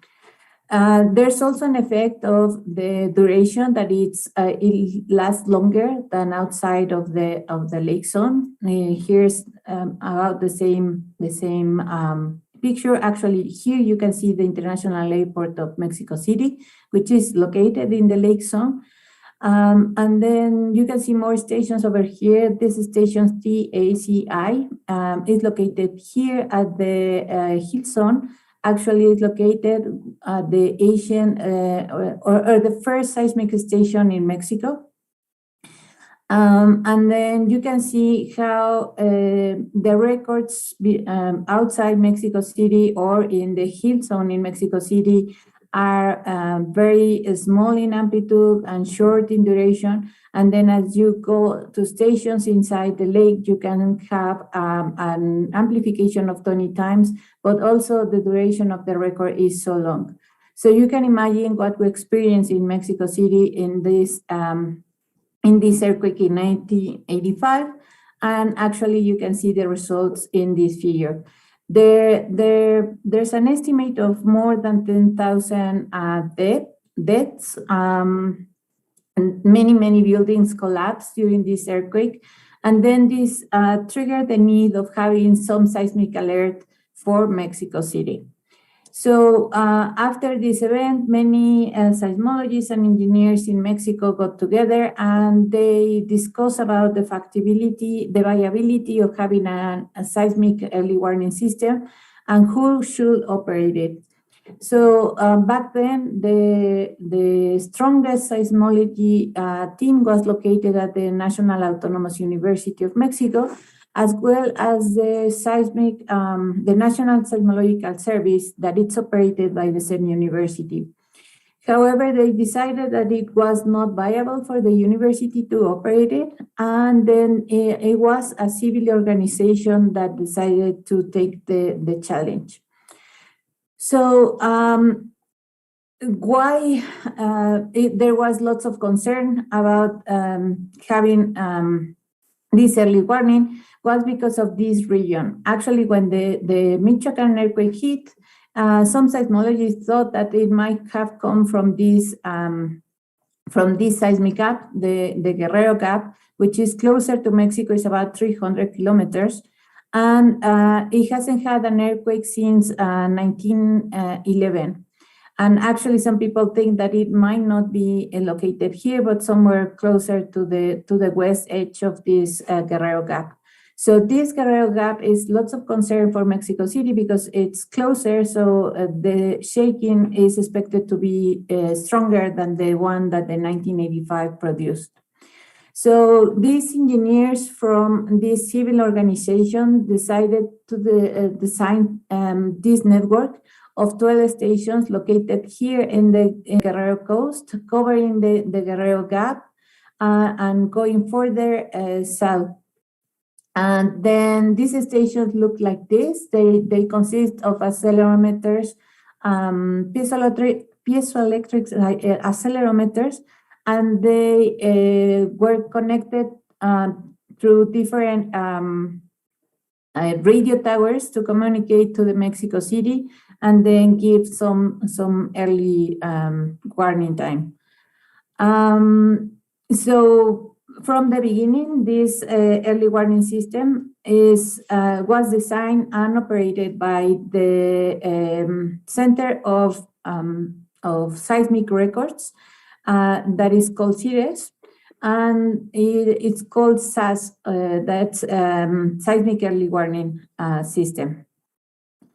So any seismic alert should have these components. That is, first, knowing the risk that you are facing, then having a good, strong seismic network or monitoring warning service, a very good communication system to connect the monitoring network to the cities that you want to alert. A good dissemination system. This could be the radio, TV, and other radio sensors that can warn you, or like we have in Mexico City, that it's a system of loudspeakers distributed in. But also, and very important, is the response capability. So this needs lots of outreach to the public, so they know what to do, or we know what to do when the early warning system is detonated. So, as I mentioned, the system started with these 12 stations. It went on operation in 1993. And then the state of Oaxaca, and actually it only warned Mexico City. Then the state of Oaxaca, that it's here where you can see the blue decided they also wanted an early warning system for the city of Oaxaca, that is the capital city of that state. So the SAS people, the serious people, decided to put this network configuration in 2010. The only thing is that these two systems, SAS and SASO, so SAS is the original system and SASO was the system for Oaxaca, operated independently, and they only warned the cities that were paying for the operation of each system. So SAS, the red triangles, only warn Mexico City, and SAS and SASO only warn Oaxaca City. But then this was in 2009, but then in 2010, the federal government gave a good chunk of money to the system to improve it and install all these stations in black, and to unify these two systems, SAS and SASO, and also to warn other cities, capital cities. This is Morelia, Chilpancingo, and Puebla, and include Acapulco in this system. So the current configuration of the network looks like this, covering most of the important seismic sources in central southern Mexico that are related to the subduction of the Rivera and Cocos Plate, but also to the in-slab earthquakes that occur here in central and central Mexico. So the system is configured like this. It consists of the networks with sensors at the field with the distribution that I show you.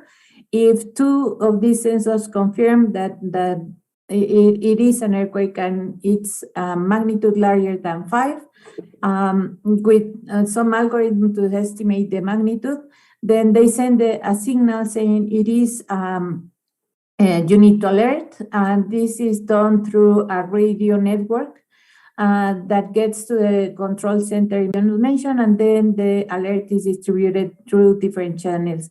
Original only through the radio and TV broadcast, and then it went to these other receivers and loudspeakers in Mexico, as I mentioned. And this is the configuration of the communication network. So when you see a triangle, it's a repeater that connects to the network, and then you can see the connections to the cities. And these the circles are the cities that are being warned and where the alert is distributed. So this is the numbers of the different users and where there are some of these receivers to issue the alert. So Mexico City is the one that has the most with 342. And actually, I think it doesn't list the loudspeakers. It's only the receivers that are provided by the early warning system. Then Toluca is a city north of Mexico City, Acapulco is at the coast, and Chilpancingo is in Guerrero, Oaxaca is, I already showed you where they are, and they only have fewer receivers. So since 1993, when the system started in operations, there was only one false alert. Actually, there had been two after this. Actually, no, sorry. There has been only one false alert at the beginning of the operations. This table is from 2017. And until that, in Mexico City, we had received 32 public warnings. After 2017, we have received 8 more. Aside from this false alert, there was in 2017, in Mexico City, all the loudspeakers start sounding with the noise of with the sound of the early warning alert. However, it was not triggered by the system. It was some electric shortcut or something like that triggered the system, but it was not triggered from the seismic alert. And then there was another one in 2000. That was in 2017, one day before the large earthquake in September 8th. So it was very confusing when the September 8th earthquake happened. Then there was another one that was due again to a human error in the center where they operate the loudspeakers. Someone triggered the system manually, and that happened in 2020. But aside from those one mistake, human mistake, triggered by an electric shortcut, and then this false alert, the system has been operating very, very well.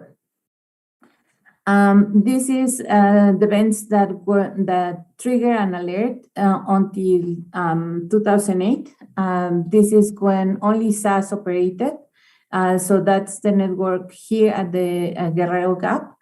And so you can see Mexico City, and it was only triggered for events close to this region, obviously, because the network was located there. But then during that time, this is from 1993 to 2008, there were other earthquake places to the south or to the north, and that hit Mexico City, and they were not triggered. This is how it operated for an earthquake that had its epicenter close to one of these stations. This is how they look, and the record looked. And back then, the algorithm was very slow. It might take about 15 seconds to trigger. And then it will arrive to Mexico City, giving about 58 seconds of warning time. Since Mexico City is about 300 kilometers away from this region, the algorithm being so slow was not a big issue because we still have 58 seconds if the earthquake comes from this place. However, this is not true for earthquakes that come from closer to the city. So they were very hard on modifying this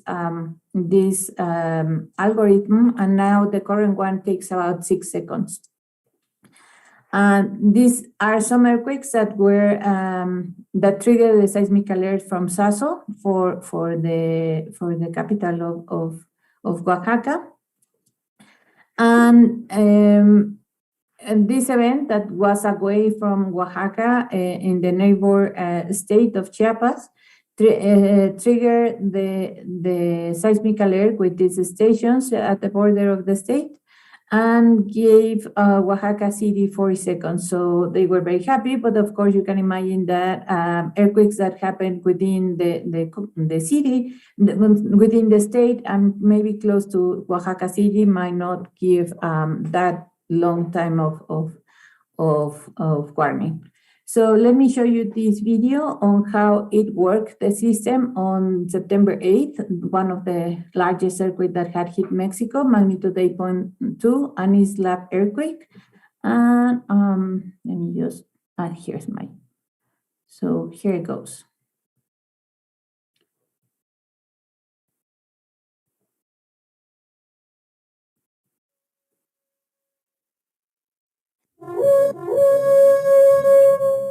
So there the system is telling that the P wave and the S wave have been detected in these stations. And the algorithm was the old one in Mexico City. And then the engineer. Then this earthquake happened in June 23rd of last year, and we were all in lockdown. And the epicenter was right here when that's the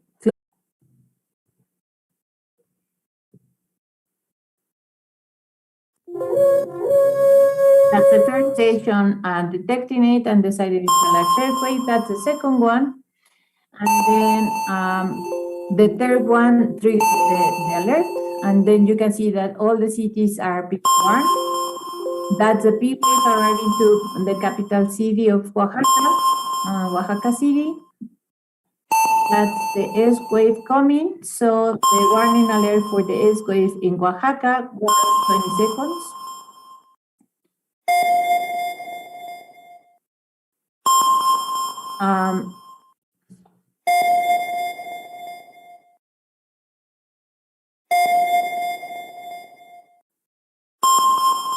That's the P wave arriving to the cities here in central Mexico and in these places. As you could notice, Cuernavaca was not warned for the earthquake, but now it's being warned. And then later, since we had the experience of 2017 that nothing happened after 1 minute of the warning, we decided to stay outside. And we are very sure that nothing is coming. And that's the S wave, the yellow line is S wave coming to central Mexico.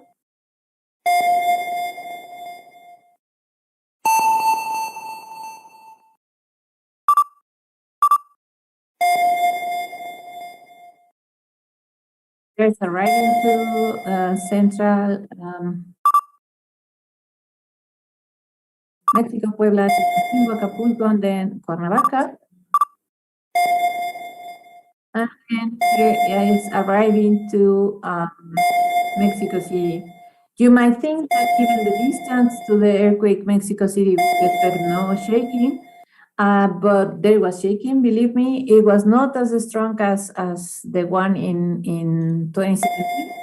But so in Mexico City, we have 119 seconds. As you can see, it's farther away. It's closer, sorry, to the other earthquake that happened over here. However, the stations that start receiving the waves from the earthquake are the same. The ones that decided to trigger the system are the same. But the algorithm that was used was faster, and that's why we have this longer learning time. And as I mentioned, this time we didn't go back to our houses. We decided to stay away until we were very sure that nothing was going on, but we were surprised with the shaking, that it was not that strong, but confirmed the presence of an earthquake. Oh, sorry, here.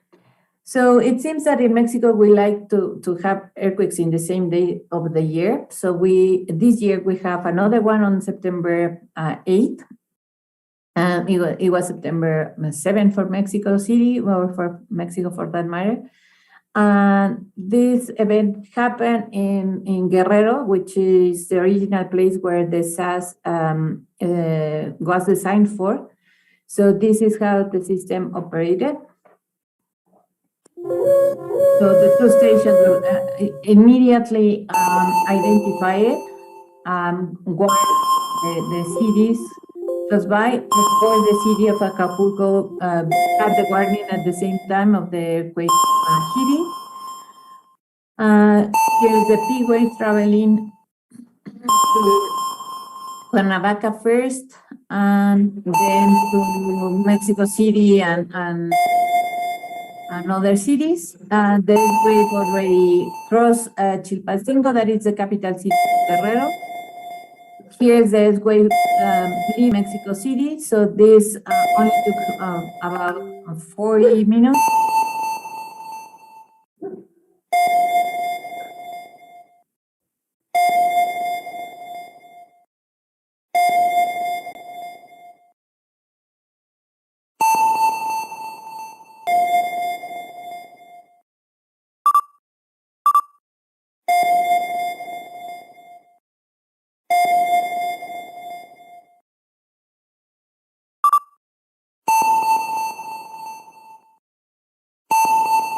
Sorry, not 40 minutes. I just realized that 40 minutes, 40 seconds.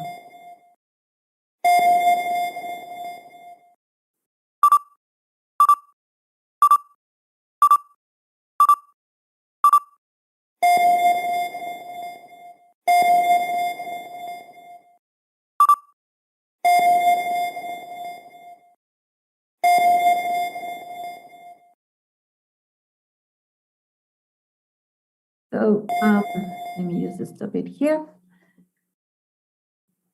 So for me, we have 65 seconds of warning time. If you remember the first case that I presented you, it was about 58 seconds.